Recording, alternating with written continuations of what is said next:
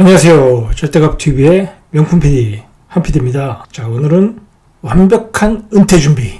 자, 그것에 대해서 한번 3회 내지 4회, 5회 정도에 걸쳐서 한번 이야기해 보겠습니다. 자, 제가 사실은 은퇴에 관한 프로, 제 방송 채널을 만들 때부터 기획을 하였죠. 요즘 시절인 만큼 지금 이야기하는 게 제일 좋을 것 같습니다. 제가 왜 완벽한 은퇴 준비를 나름대로 기획을 했었냐.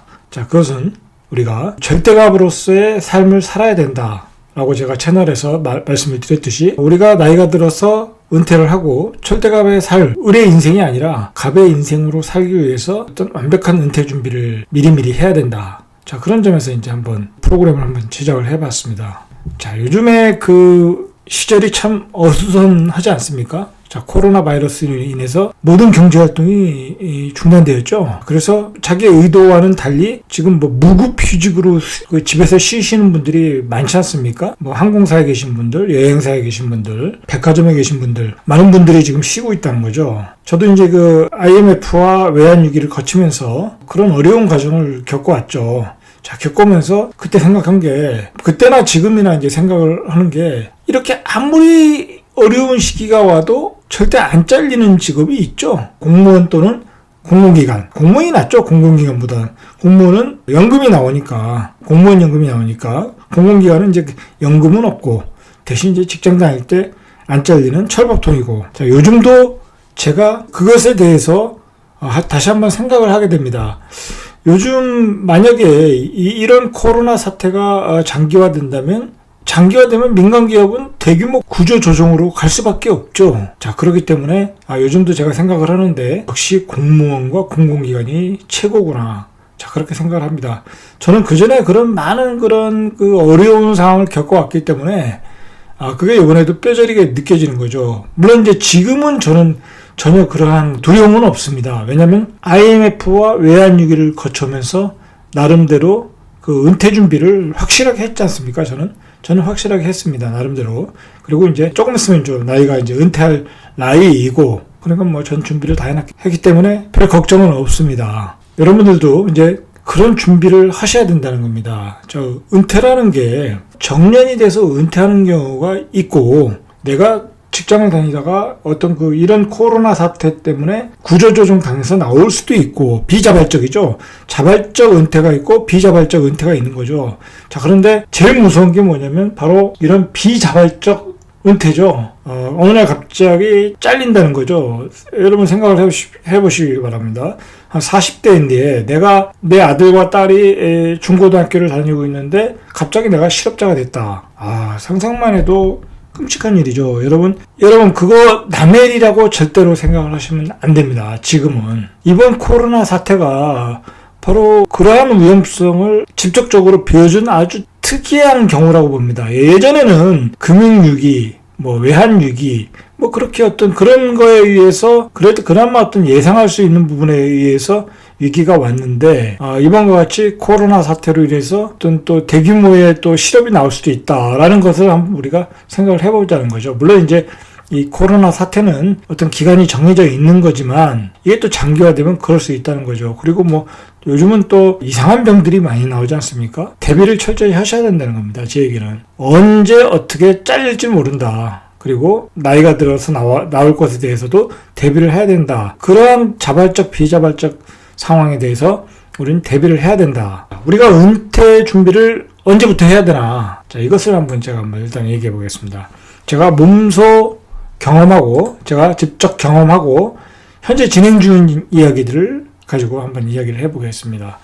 저는 예를 들어서 저는 IMF 때 회사를 그만뒀으니까, 그때가 30대 중반이라고 해야 되나요? 자, 30대 중반인데, 이미 그때부터 저는 이제 비자발적으로 은퇴 준비를 했던 거죠. 은퇴 준비는 가능한 한 빨리 시작하는 거죠. 빠르면 빠를수록 좋다. 자, 그렇게 생각하시면 됩니다. 자, 시기에 대한 문제는 더 이상 얘기할 게 없습니다. 빠르면 빠를수록 좋다. 당연한 얘기입니다. 자, 그리고 두 번째로, 은퇴 준비를 위해서 무엇을 해야 되나? 무엇을 해야 되나? 제가 생각하기에 은퇴를 위해서는 세 가지로 분류를 해봤습니다. 첫째는 부동산. 부동산이라는 것은 이제 자산이라는 얘기죠. 자산. 부동산으로 자산을 늘려가는 거. 자, 그게 이제 첫 번째 은퇴 준비입니다. 자, 두 번째로는 금융이죠. 왜 금융이냐면 펀드 회사인데 환매가 안 돼가지고 그래서 평생 모은 재산을 다 날렸죠. 자, 그전에도 또 하나 또 있었죠. 독일 채권 사가지고 또 그 마이너스 금리 돼가지고 원금 손실까지 난 또 그런 펀드가 있었죠. 자, 금융상품에 대한 어떤 그 지식이 없음으로써 어떤 당하는, 뭐 그런 거에서 당하는, 자, 그런 것으로 피해를 본다. 자, 여러분, 그렇게 당하는 이유가 뭐겠습니까? 내가 금융 지식이 없어서 그런 겁니다. 그 상품에 대한 정확한 이해가 있다면 그런 금융상품을 사지는 않겠죠. 자, 그래서 우리는 은퇴 준비를 위해서 금융을 공부해야 된다는 겁니다. 금융을. 자, 그리고 이제 예를 들어서 우리가 또 주식이라는 게 있지 않습니까? 그 옛말에 아니죠. 보통 그 우리들끼리 보통 우리 관례적으로 사람들끼리 하는 말이 무슨 말이 있습니까? 주식해서 돈 번 사람 없다라는 말이죠. 자, 그 말은 주식이 그만큼 어렵다는 얘기입니다. 주식 투자에서. 물론 뭐 좋은 주식 사서 장기 투자하면 성공할 확률은 있죠. 그렇다고 또 좋은 주식 사서 장기 투자해서 꼭 성공한다는 보장은 또 없습니다. 그런데 우리가 직장에 들어가고 그 다음에 직장을 다니면서 또는 은퇴 후에 언젠가는 꼭 주식을 하게 되는 경우가 있습니다. 해봐서 말씀드리는 건데 언젠가는 한 번은 꼭 주식을 나 스스로에 의해서 하게 되거나 주변의 권유에 의해서 하게 되는 경우가 있다는 거죠. 그런데 주식은 제가 말씀드리는데 절대로 공부를 엄청나게 하고 하지 않으면 실패할 확률이 90% 이상이다 라고 보시면 됩니다. 그런데 만약에 내가 은퇴를 하고 나서 주식을 하겠다. 자, 그렇게 되면 은퇴한 노후 자금을 다 까먹을 수 있겠죠. 자, 그러니까 금융, 주식, 자, 그런 거 공부하시라는 겁니다. 은퇴를 위한 준비라고 보시면 됩니다. 부동산으로 자산을 늘려가시고 금융 공부를 하시라는 겁니다. 자, 그리고 좋은 주식이 있다. 내가 공부를 해서 좋은 주식이 있다. 그러면 은퇴 후까지 내가 가져가겠다라는 마음으로 사 모으시면 됩니다. 사 모으시라는 얘기입니다. 특히 배당을 많이 주는 주식이 있다면 사 모으시라는 얘기입니다. 그러면 나중에 그게 연금이 되는 거죠. 자, 세 번째로. 자, 오늘은 그 완벽한 은퇴 준비에 대해서 어떤 개괄적인 설명으로 진행을 하겠습니다. 그리고 나중에 이제 하나하나씩 부동산, 금융, 재취업 이렇게 하나하나씩 따로 프로그램을 한번 제작을 해보겠습니다. 그리고 재취업 세 번째로 여러분 그 은퇴 후에 내가 은퇴 자금 또는 그 연금을 가지고 생활을 하겠다. 그걸 여유 있게 여행이나 다니면서 살겠다. 그런 계획을 가지고 있겠죠. 대부분이. 또 그게 또 어떤 로망이고. 자, 물론 이제 그렇게 되면 금상첨화죠. 근데, 자, 그렇게 되기 위해서는, 최소 얼마가 필요하냐. 제가 보기에는 더 많은 돈이 필요할 수도 있겠지만, 제가 옆에서 보니까 최소한 300은 있어야 되더라. 300은. 은퇴 후에 내가 아무런 일을 안 해도 한 300 정도만 있으면 와이프하고 나오고 그냥 뭐 가끔 여행 다니고 해외여행 다니고 먹고 사는 데는 지장이 없더라. 자, 그런데 300이 되려고 하면, 뭐 공무원 아니면 힘들겠죠? 뭐 국민연금 가지고는 그렇게 안 나오니까. 자, 국민연금 잘 받아야 120에서 150. 많이 나와야 150이란 얘기입니다. 자, 그러면 그 나머지 금액을 어떻게 할 것이냐. 자, 나머지 금액은 벌어야 되겠죠? 무엇으로든지 벌어야 된다. 자, 배당 주식을 많이 가지고 있다면 뭐 그것으로 벌어도 되고, 이제 은행에 맡겨서 금리로 이자를 받아서 생활을 하겠다. 자, 그건 이제 불가능한 얘기입니다. 앞으로는 저금리 시대가 계속될 수밖에 없습니다. 인구가 감소되는 시대에는. 자, 그러면 지금은 1% 이하니까 그것도 힘들어진다는 겁니다. 일을 하셔야 된다는 겁니다. 자, 일을. 자, 그러면 무엇을 할 것인가 준비를 해야 된다는 거죠. 근데 사실 이것은 조금 어려운 문제인데 30대 초반에는 내가 들어서 무엇을 할까? 그걸 결정하기가 쉽지가 않습니다. 또 보이지도 않고. 자, 그것은 제가 보기에는 조금 전문가들과 상의를 해야 돼요. 전문가들과. 그리고 그것을 경험한 사람들과 상의를 해야 된다는 겁니다. 저 같은 사람하고 상의를 해야 된다는 거죠. 저는 다 해봤으니까. 그리고 그럼 무엇을 할 것인가 결정이 되면 자격증을 취득하라는 겁니다. 자격증을. 자, 여러분 생각해 보시죠. 요즘 뭐 공인중개사 자격증이 뭐 대한민국의 어떤 국민 자격증 아닙니까? 대부분의 사람들이 나이 들어서 은퇴하고 부동산 해야 되겠다. 자, 그래서 따는 게 공인중개사 자격증이라는 거죠. 그리고 나이 들어가지고 아파트 관리소장을 해야 되겠다. 자, 그런 게 또 주택관리사를 하는 거죠. 자, 그리고 나이 들어서 전기기사를 따서 건물에서 소장으로 일을 해야 되겠다. 그리고 전기기사를 따셔도 되고. 자, 자격증은 많습니다. 그리고 요즘 고소득, 예를 들어, 제가 이제 나중에 다 설명해 드리겠지만, 예를 들어서 고소득의 자격증들이 아주 많습니다. 생각보다. 예를 들어서 연봉 6천, 8천 받는 자격증도 많다는 얘기입니다. 그런 자격증이 있다는 겁니다. 예를 들어서, 기술사 자격증들이 그렇지 않습니까? 그리고 소방관리사라든지 여러 자격증들이 있습니다. 그런 자격증의 세계를 여러분들이 다 알 수가 없겠죠? 예를 들어서 내가, 일반 회사, 대기업에 다니는 사람인데 내가 기술 자격증을 어떻게 했다? 그렇게 생각할 수도 있다는 겁니다. 30대 초반이면. 자, 그런데 여러분의 선배님들이 나이 50에 나오건 60에 나오건 자, 그런 일을 하고 계신다는 겁니다. 그래서 새로운 삶을 살고 있다라는 거죠. 자, 이 부분에 대해서는 제가 나중에 자세히 말씀을 드리겠습니다. 오늘은 또 진도 나가야 되니까. 그리고 자, 은퇴 후에 직업이 있어야 4대 보험이 해결이 된다. 여러분 생각을 해보세요. 내가 연금 100만 원, 120만 원 타는데 4대 보험까지는 안 내겠네요. 은퇴했으니까 예를 들어 의료보험을 내겠죠. 자, 그리고 연금도 내는 경우도 있을 거고. 예를 들어서 의료보험이 일반 보험, 가정 일반 보험이라고 하나요?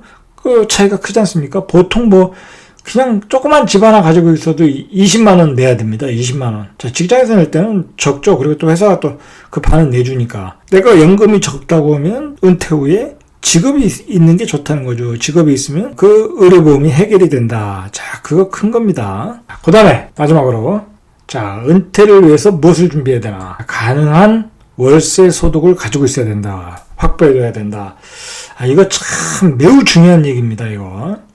내가 은퇴를 했는데 매달 100만 원이든 200만 원이든 나온다 라고 생각을 해보십시오. 그러면 마음이 차분해지겠죠. 마음이 차분하게 기간을 두고 내 페이스대로 준비를 할 수 있다는 거죠. 그런데 내가 월세 소득이 없다고 하면 그 기간 동안에 매우 힘들겠죠. 다른 그 일자리를 찾거나 나이가 들면 또 취업도 제대로 안 되니까 마음이 쫓긴다는 거죠. 그런데 내가 월세 소득을 확보해 놓으면 그것이 쉽게 된다. 자, 그 월세 소득을 확보하는 방법은 뭐가 있냐? 상가를 가져가는 거죠. 상가. 예를 들어서 상가. 그리고 예를 들어서 많습니다. 월세를 확보할 수 있는 경우는. 월세라는 건 내가 매달 들어오는 소득이라고 보시면 되니까, 상가를 경매로 받는다든지, 아니면 내가, 자산을 모을 때 상가주택을 산다든지, 예를 들어서, 아니면 내가, 일찍부터 유튜브를 해서 어떤 그 소득을 가져가든지, 자, 그런 방법이 있다는 거죠.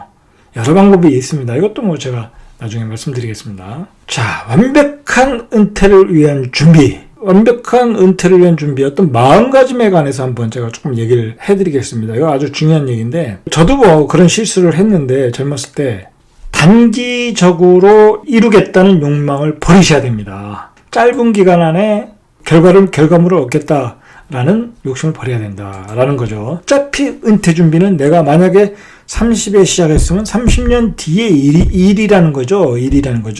자, 그런 관점에서 단기적으로 내가 뭔가 빨리 승부를 걸겠다. 부동산으로 빨리 승부를 걸어서 자산을 늘려서 끝내겠다. 주식으로 단기적으로 빨리 승부해서 부를 이뤄서 빨리 은퇴를 하겠다. 자, 그런 욕심을 버리셔야 된다는 겁니다. 차곡차곡 가셔야 된다는 겁니다. 안 그러면 사람이 절대로 돈을 쫓다 보면 돈이 도망가더라는 거죠. 자, 그러지 말고 장기적으로 레이스를 준비해라. 장기 레이스를, 그 말을 좀 먼저 말씀드리고요. 그 다음에 은퇴 후는 완전히 새로운 일에 의해서 새로운 일을 하면서 새로운 전문가로 태어난다고 보시면 됩니다. 자, 여러분, 내가 은퇴를 해서 무엇을 할까 잘 생각을 해보십시오. 내가 은퇴를 하면 아파트 경비나 설까? 어디 건물 가서 청소나 할까? 그렇게 생각은 하지 않겠죠? 지금부터는. 경비 쓰시는 분들이야 나중에 은퇴하고 나니까 할 일이 또 마땅치 않으니까 그렇게 하시는 분들이 있어도 30대, 40대부터 내가 경비를 해야지 그렇게 생각은 하지 않을 거라는 겁니다. 여러분 생각을 해보십시오. 그 은퇴 후는 예를 들어서 어떤 대기업의 어떤 행정직을 근무를 하시는 분이나 공공기관에 행정직으로 근무하시는 분들이 완전히 새로운 일을 할 수 있다는 겁니다. 새로운 일을. 자, 그렇게 생각을 하셔야 된다는 겁니다. 내가 지금 하는 일에 연장성산해서 하겠다라고 생각하는 것보다는 그게 잘 되지를 않습니다. 물론 이런 분들이 있겠죠. 내가 증권회사 다니니까 증권 전문가인데 나는 은퇴 후에 증권 전문가로서 일을 할 거야. 아니면 뭐 증권 유튜브를 할 거야. 그런 거는 가능합니다. 그런 건 가능한데 일의 연장선상에서 할 수 있지만은 그렇게만 생각하지 마시고 은퇴 후에는 내가 완전히 새로운 일을 찾는다. 그리고 은퇴 후 하는 일은 내가 나의 숨겨진 재능을 발견하는 겁니다. 숨겨진 재능을 발견해서 그 일을 하는 거라는 겁니다. 곧 이 말은 제2의 새로운 삶을 산다는 거죠. 자, 은퇴 후의 삶은 제2의 새로운 삶을 사는 것이다. 자, 그런 관점에서 은퇴 후에 일을 찾아야 된다는 겁니다. 그렇게 찾다 보면 일이 많습니다. 생각보다. 정리해 보겠습니다. 은퇴 후의 삶은 내가 전성기 때의 삶보다는 못할 것이다. 자, 막연히 그런 생각을 가지시면 안 됩니다. 은퇴 후 나의 삶은 더 멋진 인생이 기다리고 있다. 그렇게 목표를 잡고 계획을 짜셔야 됩니다. 분명히 은퇴 후의 삶은 나의 잠재력을 발휘하는 삶입니다. 그 나의 잠재력은 무궁무진할 수 있다는 거죠. 실제로 그렇게 날개를 펼치신 분들이 내가 주변에서 많이 봤습니다. 은퇴 후의 삶에서 나의 수입이 폭발적으로 늘어날 수도 있다는 겁니다. 무엇을 하느냐에 따라 그렇게 희망적으로 보시라는 겁니다. 절대로 은퇴 후의 삶은 지금의 수입보다 더 축소된 그런 삶 또는 축소된 일 그렇게 보시지 마시라는 겁니다. 은퇴 후의 삶은 본인이 노력하기에 따라 계획을 짜기에 따라 그리고 본인의 잠재력을 발휘하기에 따라 멋진 삶이 기다리고 있고 멋진 계획이 기다리고 있고 그리고 경우에 따라 이제부터 주인공의 삶을 살 수 있다는 겁니다. 자, 그렇게 계획을 짜시기 바라고 그렇게 목표를 잡고 준비를 하시면 분명히 그렇게 될 것입니다. 자, 이상 절대값 튜브의 명품 PD 한 PD였습니다.